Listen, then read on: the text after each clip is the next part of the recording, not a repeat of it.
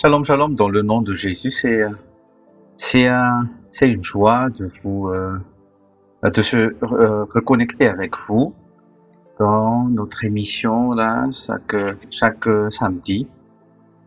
Le ministère Goshen vous remercie de tout votre soutien et prière surtout. Que le Dieu de grâce, que le Dieu de miséricorde vous accorde aussi son esprit aujourd'hui, vous relève, vous exhorte. On puise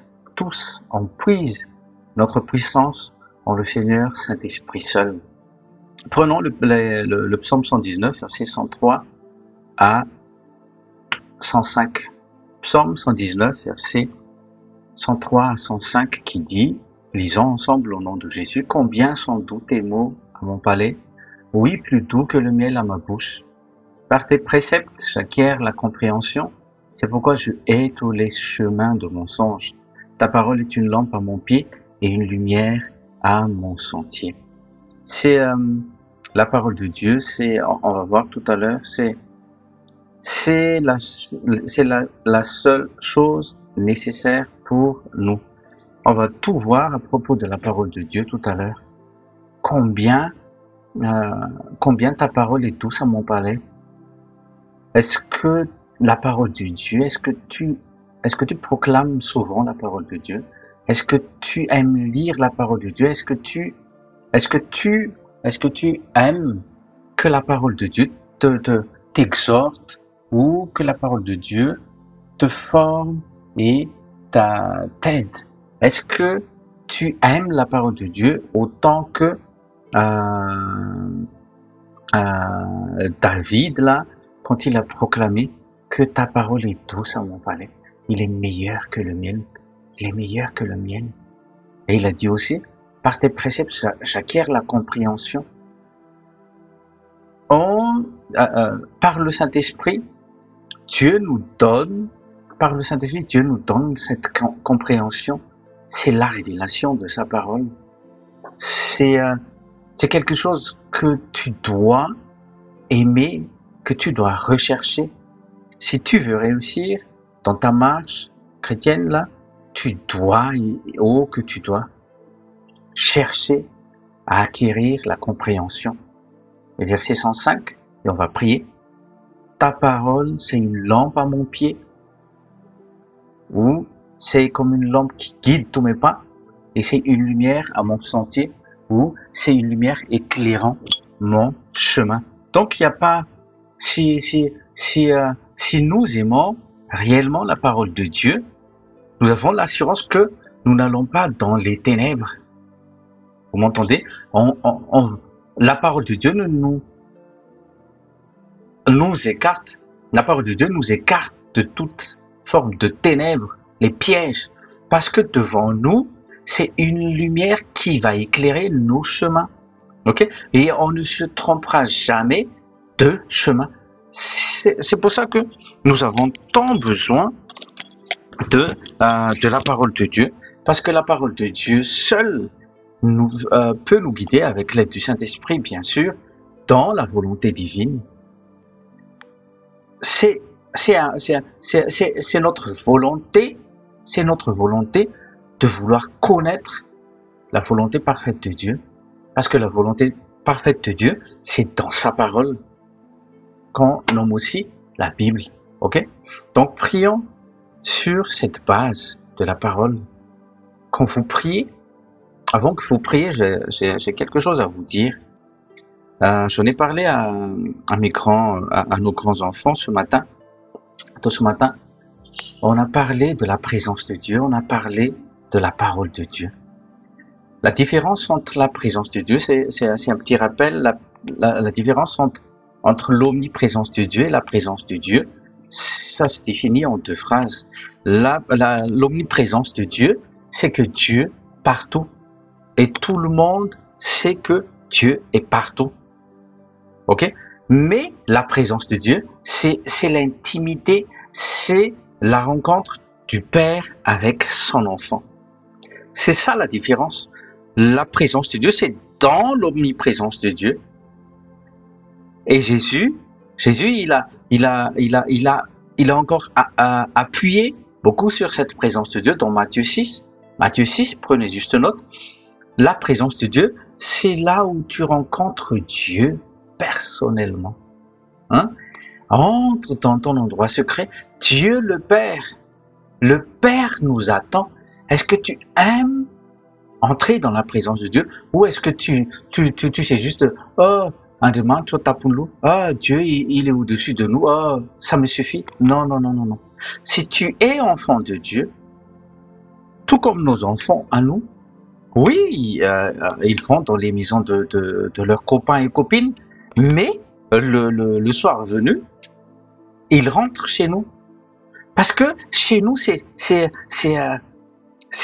l'intimité de la famille. Et Dieu veut que nous ayons cette intimité, que nous cultivons cette intimité, cette communion. Je dis toujours, s'il y a un problème, si tu te dis que tu n'arrives pas à prier, c'est qu'il y a quelque chose qui te bloque. Le Père, il tend ses mains comme ça. Il t'accueille dans Luc 15. Même si tu as péché, je crois que tu n'as pas péché plus que les voleurs qui ont changé de cœur, qui se sont convertis dans le christianisme. Donc, peu importe si tu es tombé dans les choses mauvaises et tout ça, tu t'es écarté du chemin et tout ça. Dans Luc 15, il y a toujours les bras ouverts. Le Père avec les bras ouverts, il t'accueille et il t'attend. Amen. Donc, le soir venu, nos enfants, ils entrent dans la maison, ils sont en sécurité, ils se sentent en sécurité, ils se sentent dans la maison de ses parents.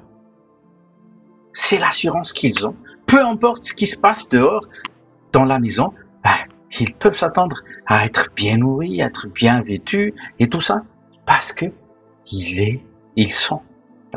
nos enfants, ils sont dans la maison du Père.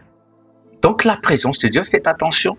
Dans la présence de Dieu aussi, c'est pas que tu fais tout et n'importe quoi, mais que tu aies la crainte, de Dieu. Il est Dieu, il est ton Père, mais il est Seigneur, il est Roi. Donc tu dois le révérer. Ça, et la prière, la prière est la place de la parole aussi. Je veux qu'on se rappelle juste ceci. La parole de Dieu, elle est infaillible, elle est incorruptible. Infaillible, ça veut dire, on va voir tout à l'heure dans Ésaïe 55, que ça dépend de notre état, de notre préparation. Où est-ce que vous en êtes dans la préparation? Où est-ce que vous en êtes dans la méditation de la parole de Dieu? Est-ce que tu t'attends juste Dieu pour vos besoins là, sur cette terre, ou sur l'ensemble de notre vie? Parce que quand Dieu nous a donné la vie, c'est la vie éternelle. C'est une vie interminable, oui, certes, mais c'est une vie, c'est une communion avec lui. On est rattaché à lui de nouveau. Souvenez-vous bien, dans Genèse 3, Adam et Ève ont été chassés du jardin d'Éden, de la face de Dieu. Mais Jésus, par le biais de Jésus, Dieu nous a réconciliés. Il s'est réconcilié avec l'homme par le sacrifice de Jésus. Vous voyez? Donc nous sommes réconciliés, nous avons la présence de Dieu et nous allons jouir de cette présence. Quelle est la place de la parole de Dieu dans ta vie? Est-ce que tu t'es occupé de la parole de Dieu dans ta vie? Prions ensemble. Abba Père, merci pour ces hommes et pour ces femmes, pour ceux qui sont connectés par ta parole. Ta parole est vie. Et ma prière est juste que tu touches les vies, que tu changes les vies, que tu transformes des vies. Comme tu as déjà fait, Père, continue à les bénir, continue à les toucher, continue à les oindre par le baume de Galade, comme tu as fait. Mieux que dans l'Ancien Testament, ta parole travaille au-dedans de nous, nous transforme au nom précieux de Jésus, parce que nous sommes prédestinés à être à l'image de Dieu. Tu nous transformes, Saint-Esprit, tu prends la parole de Dieu, tu enlèves, tu déracines, tu émontes tout ce qui n'est pas de toi, tout ce que tu n'as pas semé, arrache, Saint-Esprit, parce que nous voulons que toi, tu règnes, que tu sois à l'aise. Au nom précieux de Jésus, on a prié. Amen. Donc, shalom, shalom, dans le nom de Jésus, que cette paix parfaite réside en toi, dans le nom de Jésus. Amen. Vous voyez, quand on parle de la parole de Dieu, on parle aussi des promesses. Le problème de beaucoup, c'est la patience. C'est la patience. Je répète, le problème de beaucoup, c'est la patience. La patience dans l'attente de l'accompagnement, de l'accomplissement des promesses de Dieu. C'est là le problème. Moi, je suis un papa, je vous le dis tout le temps. Et je promets beaucoup de choses à mes enfants. Il y en a qui sont déjà accomplis, il y en a qui sont à venir. Ok? Leur espérance s'appuie sur ma parole que j'ai dit oui. Une fois que j'ai dit oui, pour eux, c'est top. Il y a plus qu'à attendre. Ok? Donc, c'est ça la promesse. Et quand ils me demandent à moi ou à ma femme des choses qu'ils veulent avoir, ils s'assurent que nous, les écoutants, est-ce que vous avez écouté? Vous avez bien noté? Il me faut ceci, cela, dans telle date, à telle date par exemple. Ils s'assurent que nous, les écoutants. Et après, c'est l'attente. Il y a toujours cette attente. Et c'est là que il y en a qui posent la question, c'est quand papa? C'est long. Il y en a aussi qui répètent tout le temps jusqu'à ce qu'ils reçoivent ce qu'il a demandé. Ça, c'est la prière importune dans Luc 18, vous pouvez voir ça. Mais il y a toujours cette attente. Quand on demande quelque chose, avec Dieu, il faut toujours travailler avec cette attente-là. Lamentation 3, à partir du 20e verset, le Saint-Esprit cette année nous a donné aussi cette parole pour nous conduire tout au long de cette année. Pas juste tout au long de cette année, mais nous fortifier et que nous allions dans sa volonté parfaite. Ce que je voulais en venir, c'est qu'après avoir prié, il y a toujours l'attente. Si Jésus a promis, demandez, vous allez recevoir, mais il n'a jamais dit, vous allez recevoir instantanément, dans 5 minutes, dans 4 mois, dans 5 ans. Mais, soyez reconnaissants déjà de ce que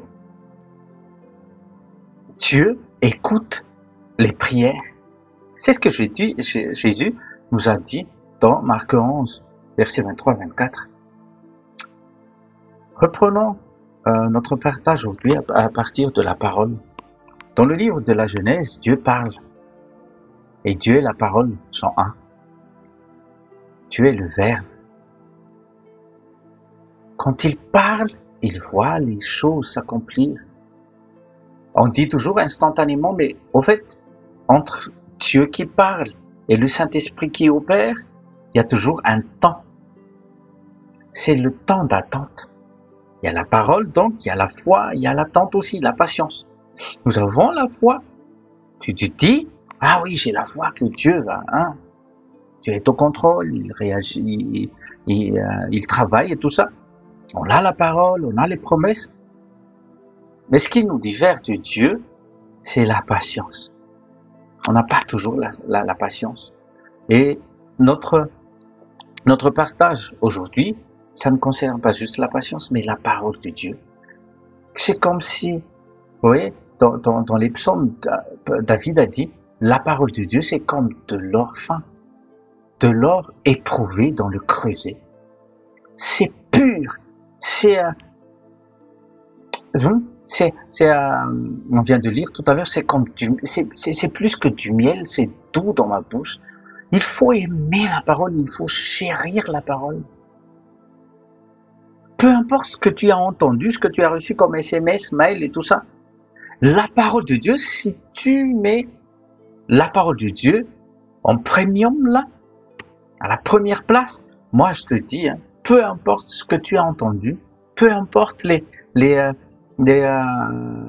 les SMS ou les critiques ou les dislikes et tout ça là, peu importe, parce que tu te bases sur la parole de Dieu. Et moi je t'encourage, fais confiance en Dieu et fais confiance en la parole de Dieu, parce que ça se gagne, ça se reçoit par la foi. Psaume 119, verset 89, on avance. Psaume 119, verset 89, prenez vos Bibles s'il vous plaît. Psaume 119, verset 89, écoutez bien, la parole de Dieu ne change pas. La parole de Dieu reste la même depuis et pour toujours. Pour toujours, ô Seigneur, ta parole persiste dans le ciel. La racine de la parole de Dieu, c'est dans le ciel. Donc, personne ne peut changer. Et dans le livre d'Apocalypse aussi, de toute façon, ce qui change le sens de la parole de Dieu, il n'aura pas place dans le royaume. Luc 21, verset 33. Prenez note. Luc 21, verset 33. Le ciel et la terre passeront, mais mes paroles ne passeront pas. Vous avez bien entendu? Le ciel et la terre passeront. Tout ce que vous avez aimé voir, contempler, Tour Eiffel, les murailles de Chine et tout ça là, la muraille de Chine et tout ça là, ça va être explosé parce que ça fait partie de la terre.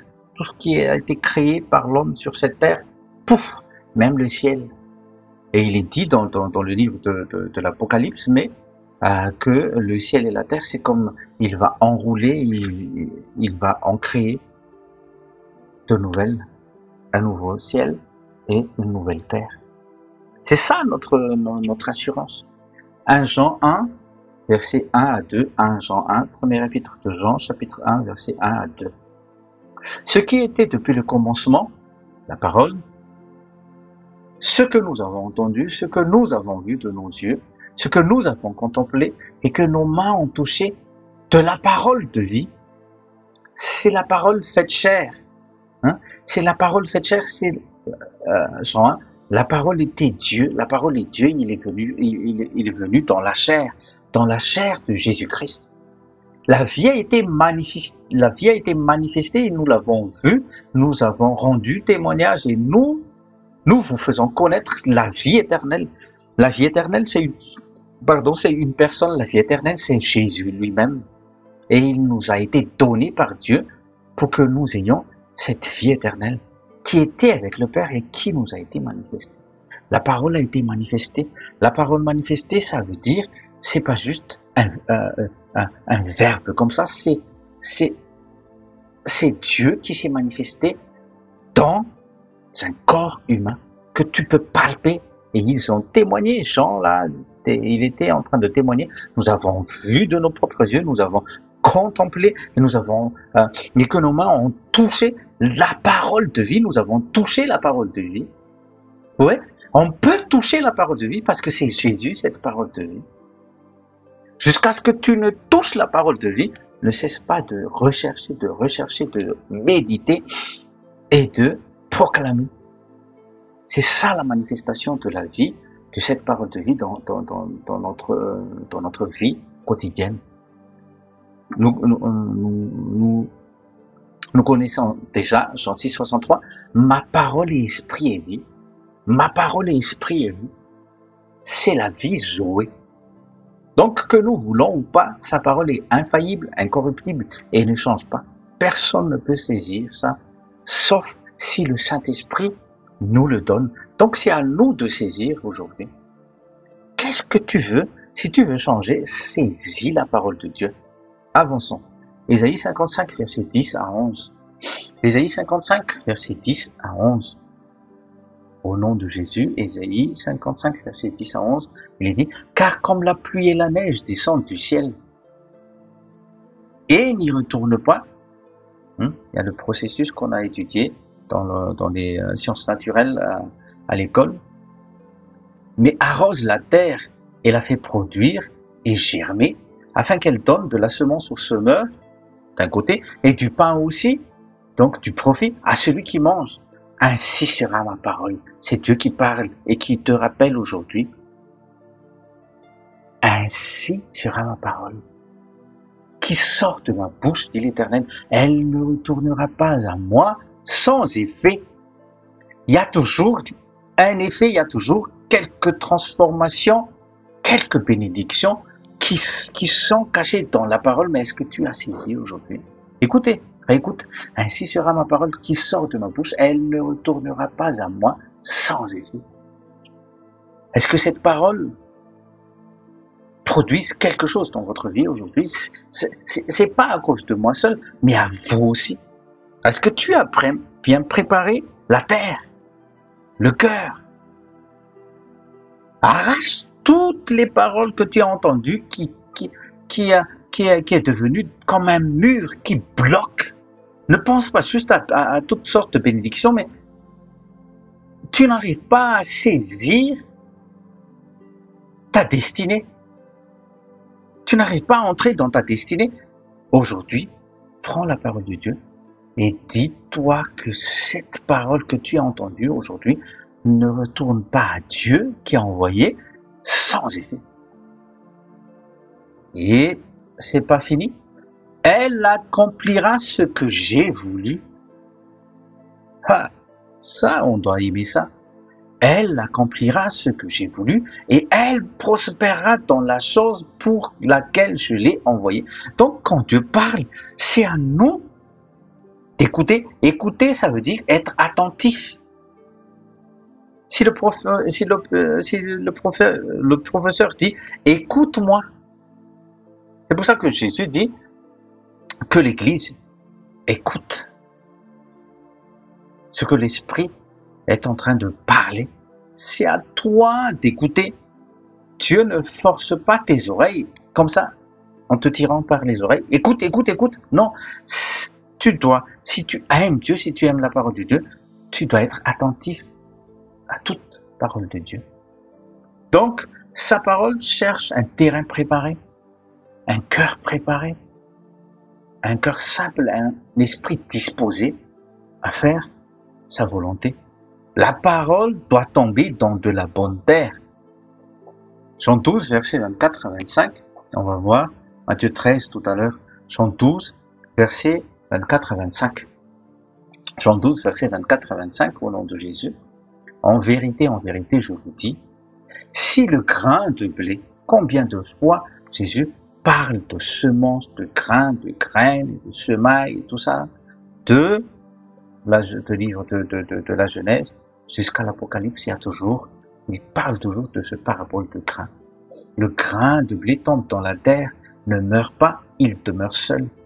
Mais s'il meurt, il portera beaucoup de fruits. Celui qui aime sa vie la perdra. Celui qui hait sa vie ou sème sa vie dans ce monde la conservera pour la vie éternelle. Donc ce processus-là, tu dois connaître. Un agriculteur, écoutez bien, prenez déjà Matthieu 13. Ce processus, tu dois connaître. Un agriculteur qui veut récolter du blé doit avoir déjà des semences triées, oui. Donc, il devrait déjà avoir un terrain préparé. Premièrement, il clôture, il dessouche son terrain, il débroussaille, il enlève les pierres et tout ça. Il retourne aussi la terre. Ouais. C'est une longue préparation. Il irrigue la terre aussi. Il met de l'engrais. Là, on dit que le terrain est prêt. Parce que quand il va ensemencer sa terre, il peut entrer dans l'attente. Et c'est là que beaucoup de chrétiens tombent dans le piège de Satan. Quand, Seigneur, comment? J'ai fait ceci, j'ai prié, j'ai jeûné, j'ai demandé comme tu as dit, mais je ne vois pas de résultat. il te faut la patience. Dis à tes voisins, il te faut la patience. Tu ne peux pas, tout comme, c'est pas à Madagascar, je reviens de Madagascar là, là-bas tu peux souffler sur les braises pour que la température du feu augmente. Mais ici, si tu souffles sur les feux de gaz, bah ça s'éteint. Et avec les inductions, tu peux rien faire. Tu dois attendre. Donc pareil aussi pour les sommes. Quand Dieu sème la parole de Dieu en toi, tu dois attendre. Lamentation 3, verset 20 à 28.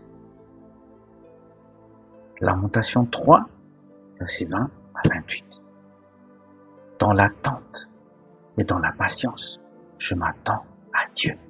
Que ce soit ta prière chaque jour, tu t'attends à Dieu. Tu fais confiance à Dieu. Peu importe ce que tu as, ce que tu veux voir aussi. Oui, qu'il soit fait selon ta foi. Jésus a dit, mais il y a une attente quand même. Que la volonté de Dieu soit faite au nom de Jésus dans ta vie. Amen. Donc, il peut s'attendre, l'agriculteur, peut s'attendre à récolter s'il a bien suivi le processus de comment récolter le blé et tout ça. Et il en est ainsi aussi pour la parole de Dieu.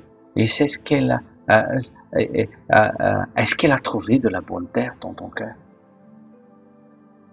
On va prendre juste quelques versets dans Matthieu 13, mais à méditer chez vous, s'il vous plaît. C'est pour votre profit. Matthieu 13, mais on va juste prendre quelques versets. Matthieu 13, verset 8 et Matthieu 13, verset 19 à 23. Tout d'abord, Matthieu 13, verset 8, au nom de Jésus. Mais d'autres tombèrent dans la bonne terre et donnèrent du fruit, les unes 100, d'autres 60 et d'autres 30. Pourquoi il y en a 60, il y en a 30, il y en a 100? Là, il y a toujours question de préparation. Il y a la bonne terre qui donne 30, il y a de la bonne terre qui donne 60, il y a de la bonne terre qui donne 100. 100, c'est maximum. Tout dépend de la préparation.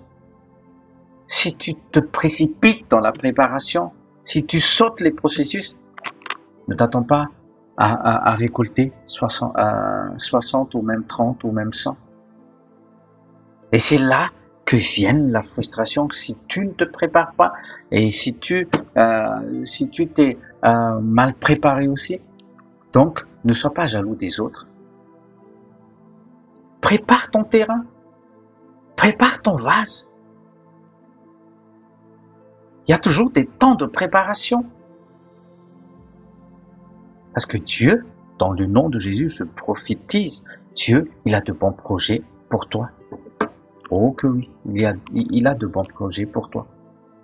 Tu as une destinée. Dites avec moi, j'ai une destinée. Mais j'ai la patience. J'ai la patience. Il ne faut pas sauter de processus. S'il y a les épreuves à traverser, traverse en chantant, en louant, en adorant Jésus. Un point, c'est tout. Si c'est pas encore arrivé, tant mieux. Dites tant mieux. On a coupé on a inondé notre pommier là dans notre petit jardin, moi et ma femme ce matin. Il y avait trop de pommes qui étaient mauvaises parce que la branche était, on va dire, maigre. C'était pas encore le temps, donc on a dû émonder. Parce que la gloire de Dieu, la gloire, ça veut dire kabot. Et kabot, c'est quelque chose de lourd. La présence de Dieu, la gloire de Dieu, c'est quelque chose de lourd. Donc, si tu n'es pas prêt, c'est comme le pommier. Les branches tombaient avec les pommes. Et ce sont des petites pommes bizarres. D'une taille même pas d'une prune, mais c'est petite comme ça.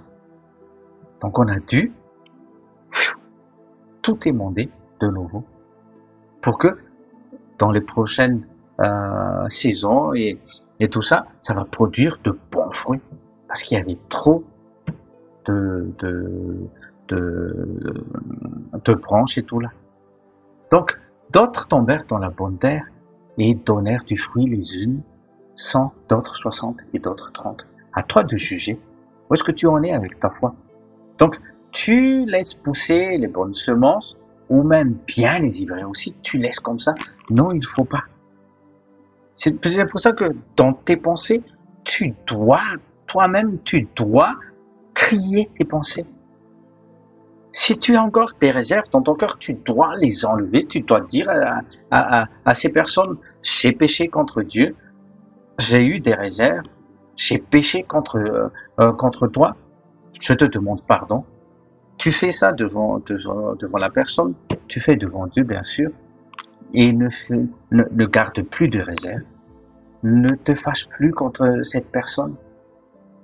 C'est ça, manifester le cœur de Jésus. Même sur la croix, il a dit, pardonne-leur parce qu'ils ne savent pas ce qu'ils font. Avant de donner sa vie en rançon, Jésus, il était clean.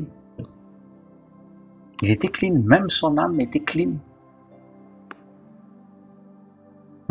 Les ivraies, parlons un peu des ivraies. Les ivraies, ce sont les paroles que Satan ou les ennemis de votre âme ont semées en vous.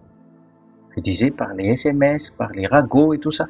Et l'incrédulité, ça étouffe la parole. Ça étouffe. Et là aussi, sorte la frustration. C'est pas Satan, mais c'est nous-mêmes qui étouffons la parole de Dieu.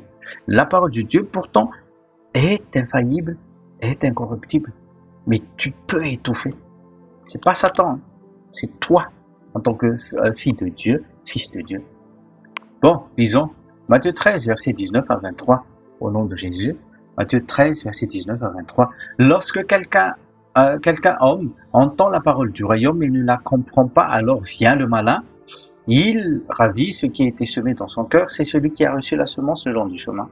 Celui qui a reçu la semence dans des endroits pierreux, c'est celui qui entend la parole et qui la reçoit aussitôt avec joie, mais il n'a pas de racine en lui-même, et cela ne dure qu'un moment.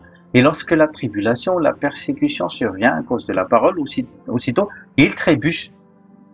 Et celui qui a reçu la semence parmi les épines, c'est celui qui entend la parole, mais les soucis de ce monde et la séduction des richesses étouffent la parole.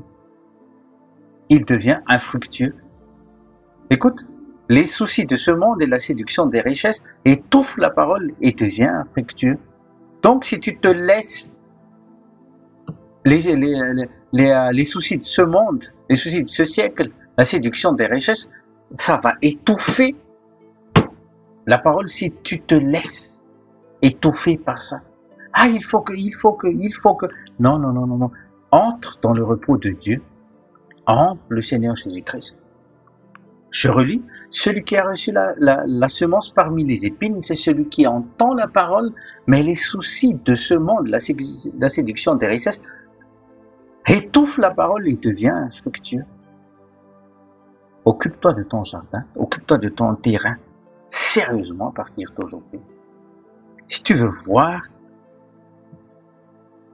que tu vas porter de bons fruits. Mais celui qui a reçu la semence dans une bonne terre, est celui qui entend la parole, la comprend et aussi porte du fruit, et produit l'un 100, l'autre 60 et l'autre 30. Vous voyez, c'est ça la parole de Dieu dans notre vie. Et moi, je sais que tu veux changer, tu veux être transformé. Laisse la parole de Dieu te transformer. Tu ne pourras pas transformer ni ta femme, ni ton frère, ni ta sœur, ni ta mère, ni ton père. Tu ne peux pas. Tu ne peux pas, même toi-même, tu ne peux pas te changer. D'extérieur, oui, tu peux mettre des fonds de teint ou te raser pour les hommes et tout ça. Mais l'intérieur, seule la parole de Dieu peut opérer. Hébreux 4:12. Bon, on va entrer encore un peu plus loin. Qu'est-ce que la parole fait aussi au-dedans de nous, avec cette transformation? Jean 1, verset 1 à 4. Jean 1, verset 1 à 4. Au commencement était la parole était avec Dieu, celui qui est la parole était Dieu, celui-ci était au commencement avec Dieu. On parle de Jésus-Christ. Toutes choses ont été faites par lui. Toutes choses ont été faites par la parole de Dieu. Donc, et sans lui, rien de ce qui a été fait n'a été fait. Ok? En lui était la vie, et la vie était la lumière des hommes. En lui était la vie, il est même la vie. Jésus a dit dans Jean 14, verset 6, je suis la vie, je suis la vérité, et je suis le chemin.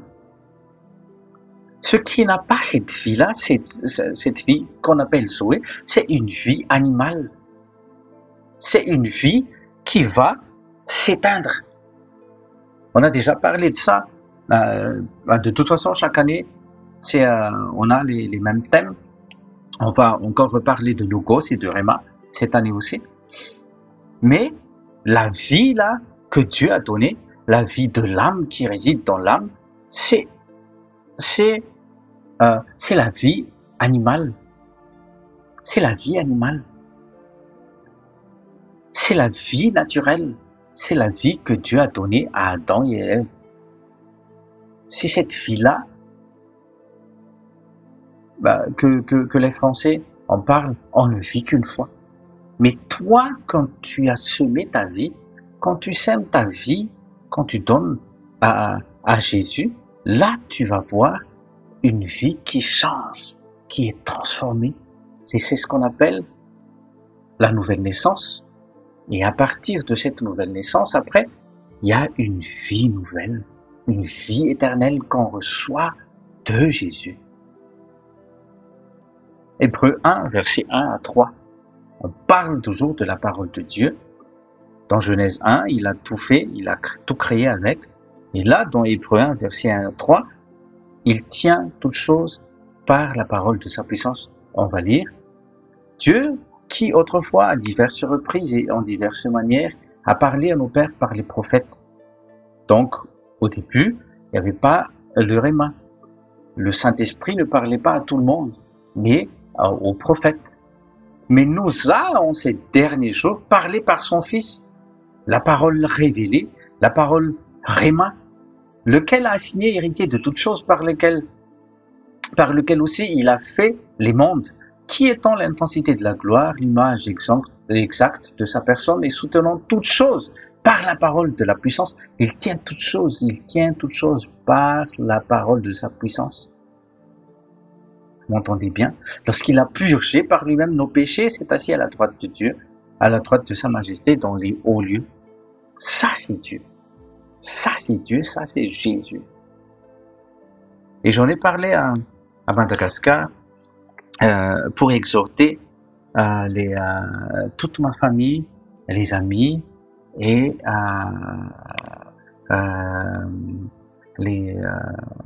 tout ce qui était qui a assisté aux obsèques de notre papa en Madagascar. Et c'est pour vous rassurer aussi que nous avons la vie éternelle au-dedans de nous. Donc, je leur ai dit, merci beaucoup pour les paroles de réconciliation, les condoléances. Mais le Saint-Esprit m'a préparé, il m'a fait pas... il m'a... Pendant tout le voyage, dans l'avion, donc ce qui s'est passé, j'arrivais pas à dormir, mais j'étais en train de recevoir du Saint-Esprit des paroles d'exhortation et des paroles de réconciliation aussi que je devais partager au moment des obsèques, pardon.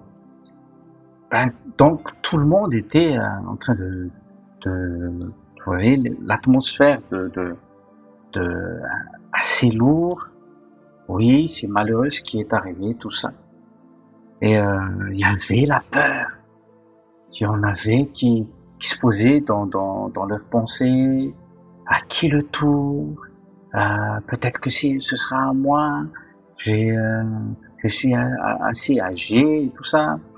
Il y en a qui étaient malades aussi, qui avaient aussi les mêmes symptômes de mon papa et tout ça. Donc, Il y avait cette atmosphère qui était très lourde, mais le Saint-Esprit était en action, il a agi puissamment dans l'auditoire. Donc, le Saint-Esprit m'a donné Jean 6, verset 53 à 54, Jean 6, 53 à 54, qui dit: alors Jésus leur dit: en vérité, je vous dis, si vous mangez la chair du Fils de l'homme, si vous ne mangez la chair du Fils de l'homme et ne buvez son sang, vous n'avez aucune vie en vous. Vous n'avez aucune vie en vous. Déjà, vous n'avez aucune vie en vous. La vie, c'est Jésus. La vie, c'est dans la parole aussi semée. Donc, le Saint-Esprit m'a dit: sème la parole et dit à toutes les personnes qui étaient présentes de cultiver, de jalouser cette vie qu'ils ont reçue, de me chercher, moi, la vie. Donc, c'est ce que j'ai fait. J'ai obéi au Saint-Esprit. Et ce qui se passe, c'est que quand la terre était préparée, donc pendant le voyage, dans l'avion, j'étais en train de préparer les cœurs des gens. J'étais en train d'intercéder pour les cœurs de ceux qui sera présent. Et ce qui était magnifique, c'est que le Saint-Esprit m'avait fait voir des personnes que j'avais vues le lendemain, donc pendant les obsèques. Et j'étais content parce que ça m'a rassuré que c'est le Saint-Esprit, que ça venait du Saint-Esprit, ce que j'allais partager. Donc j'ai semé parce que le soir, il m'a dit: prends cette semence, sème cette semence, mais prie pour les cœurs des gens qui étaient présents. C'est ce que j'ai fait. Et avant de partager, j'ai prié: merci Saint-Esprit pour ces gens qui étaient présents. Merci parce que tu vas essuyer les larmes. Merci parce que tu vas réconforter, tu vas agir puissamment, donc tu vas sauver des âmes. Et moi, je sais que la parole de Dieu est infaillible, selon ce qu'on vient de lire là, Ésaïe 55. Et même s'il y a des paroles prophétiques qu'on n'a pas encore vues, la réalisation dans notre vie personnelle, que ce soit ministérielle ou personnelle, on s'en tient à la parole et à la promesse de Dieu. On cultive cette parole. Moi et ma femme, on enregistrait des paroles et tout ça. Et c'est pas en boucle, mais quelquefois tous les mois tous les mois minimum, on réécoute parce que Dieu a dit. Et on sait pourquoi Dieu a dit et comment il a dit et pour quand il a dit. C'est là la patience. On attend Dieu. On attend la manifestation de Dieu, peu importe ce qui se passe. J'ai parlé à l'auditoire pendant les obsèques de mon papa. Donc, tous les gens se disent: mais de quoi il parle? Je leur ai dit: non. C'est un moment où tout le monde est présent, soit à un mariage, soit pendant les obsèques. Donc, c'était pas le cas de mariage déjà, mais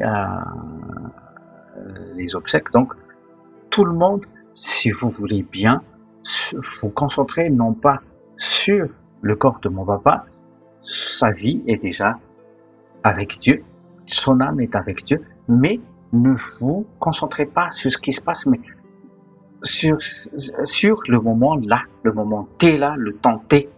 Où est-ce que vous en êtes? Le corps est là, c'est l'enveloppe, mais dans cette enveloppe-là, il y avait l'âme, il y avait l'esprit. Est-ce que cet esprit est né de nouveau? Est-ce que l'âme est déjà sauvée? C'est là.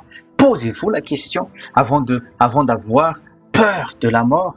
La mort, c'est la séparation de l'âme de ce corps. Je leur ai expliqué comme ça. Et je vous explique aussi aujourd'hui. Oui, c'est malheureux, ça fait mal au cœur de ne plus voir nos proches qui sont partis et tout ça là, qu'on a enterré, qu'on a enseveli.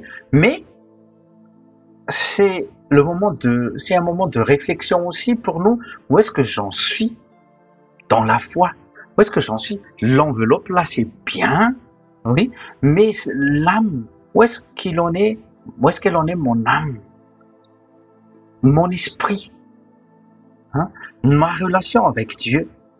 Parce que si Jésus a dit là, dans Jean 6, 53, 54, 53 déjà, vous n'avez aucune vie en vous si vous n'avez pas cette relation avec moi. Il parlait de la Sainte Seine là. Donc Ésaïe 55 parlait de ça. Il y a la semence qui est semée, mais ton cœur là, à chaque fois que tu te connectes, est-ce que tu discernes la présence de Dieu? Est-ce que tu es conscient de la présence de Dieu? De cette opportunité que tu es entré, non pas que tu es dans l'omniprésence de Dieu, ah Dieu est partout, Dieu est partout, Dieu est partout, mais que Dieu est là où 2 ou 3 se réunissent au nom de Jésus.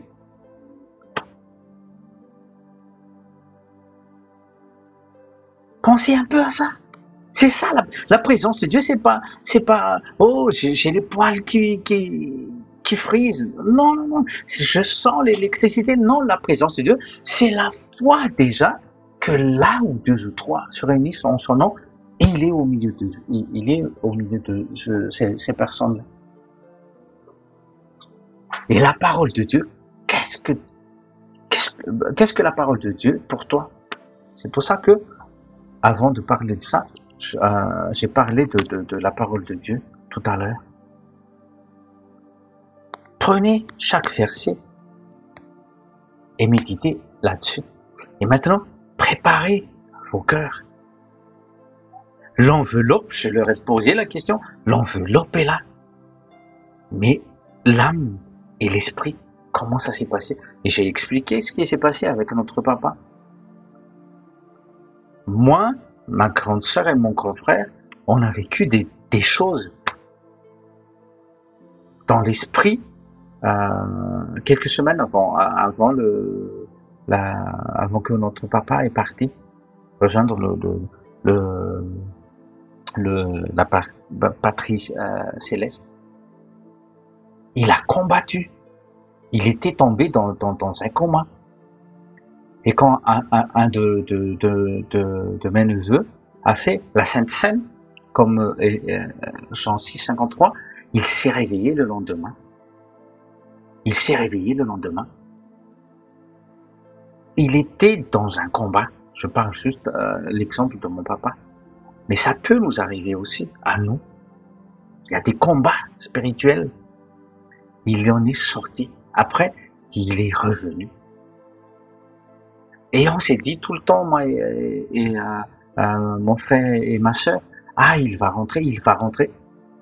Et on n'avait pas compris qu'il va rentrer là-haut. Et même lui, il a dit, hein, notre papa, je vais rentrer tout le temps. Et on a dit, oui, tu vas rentrer. Nous, on pensait qu'il va rentrer à la maison, mais à la maison, pas à la maison céleste, mais à la maison juste. En étant guéri. Et quelques jours plus tard, il est parti. Quiconque mange ma chair et boit mon sang, Jean 6, 54, a la vie éternelle et je le ressusciterai au dernier jour. Donc, on en parle tout le temps pendant les obsèques,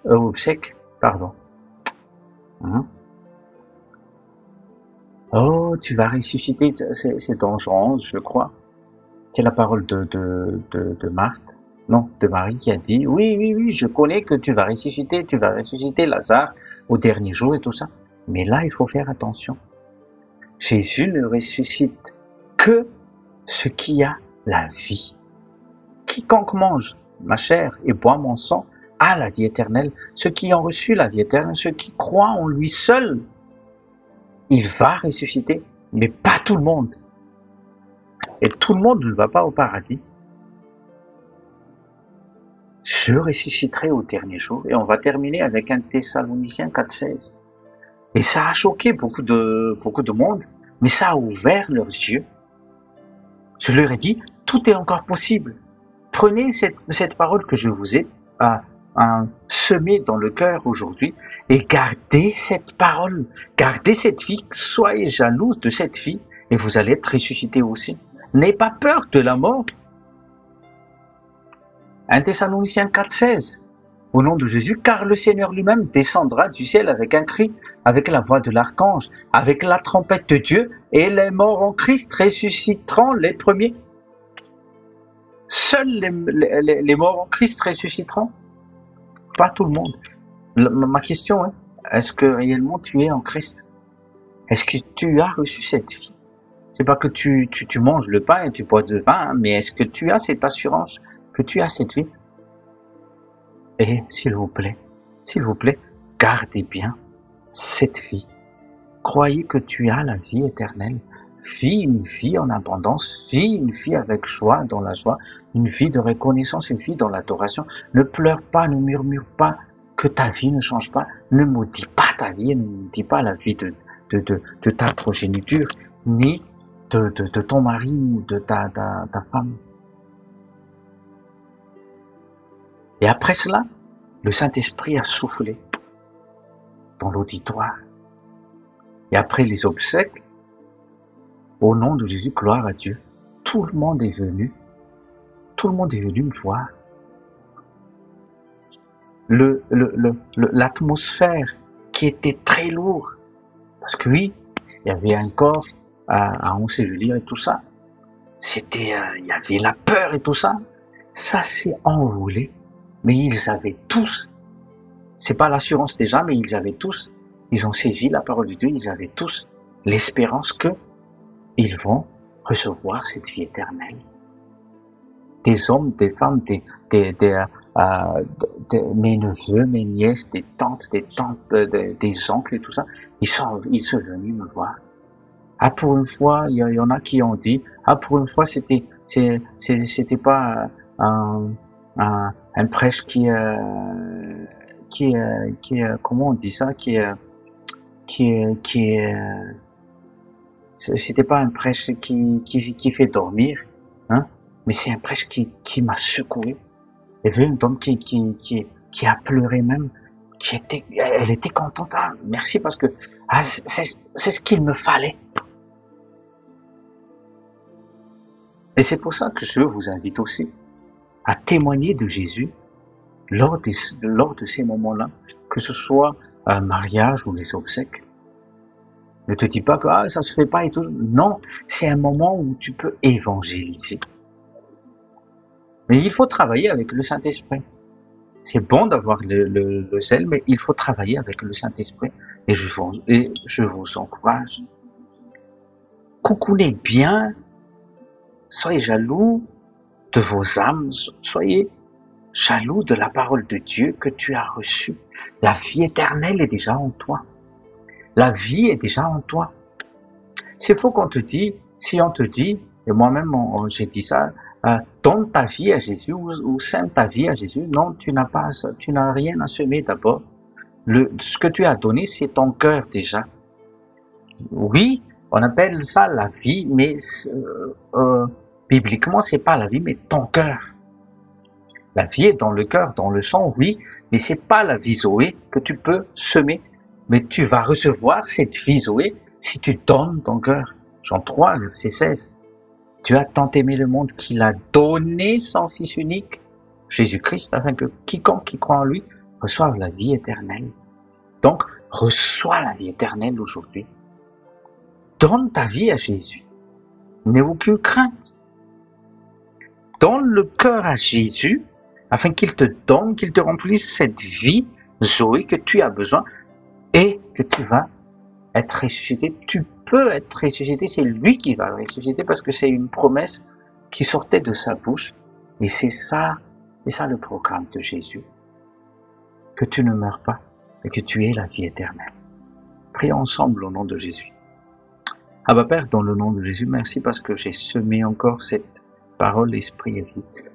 Merci parce qu'ils vont recevoir peut-être au début 30, encore plus 60, jusqu'à 100. Et au nom de Jésus, je vous bénis. Arrache tout ce qui n'est pas de toi, Saint-Esprit. Et toi-même, fille de Dieu, fils de Dieu, arrache, ne prends pas en compte, ne prends pas comme vérité les paroles qui n'est pas de Dieu. ne voient pas la réalité comme vérité, mais la vérité, c'est la parole de Dieu. Et cette parole de Dieu, c'est Jésus-Christ. Il est la vie, il est la vérité. Donc, remets ta vie entre les mains de Jésus. Donne ton cœur entièrement et fais-lui confiance. Laisse le Saint-Esprit arracher ce que le Père n'a pas semé. Laisse le Saint-Esprit te transformer du dedans afin qu'il puisse manifester Jésus à travers toi au nom de Jésus. Je scelle et je décrète. Amen. Amen. Shalom, shalom.